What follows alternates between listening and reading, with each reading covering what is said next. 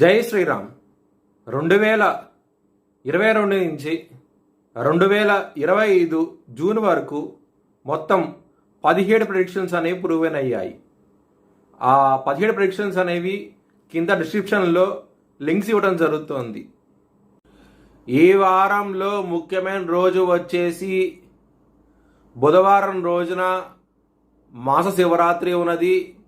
ఆ రోజున కనుక శివుడికి అభిషేకం కనుక చేయిస్తే కనుక చాలా చాలా మంచి ఫలితాలంటూ ఉంటాయి.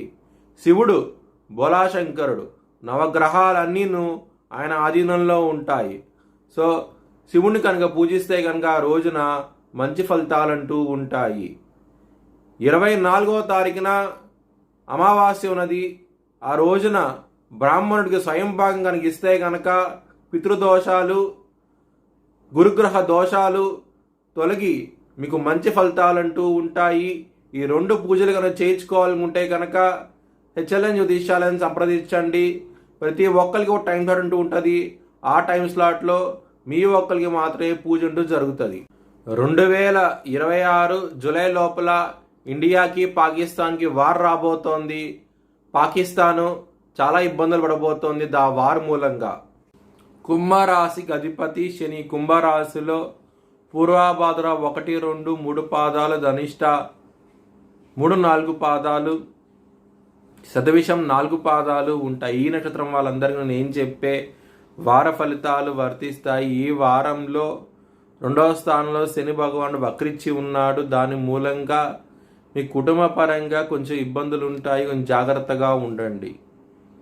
కుజుడు 7వ స్థానంలో కేతుతో కలిసి ఉన్నారు. మ్యారేజ్ పరంగా ఇబ్బందులు ఉంటాయి. జాగ్రత్తగా ఉండండి. లగ్నంలో రాహు ఉన్నారు.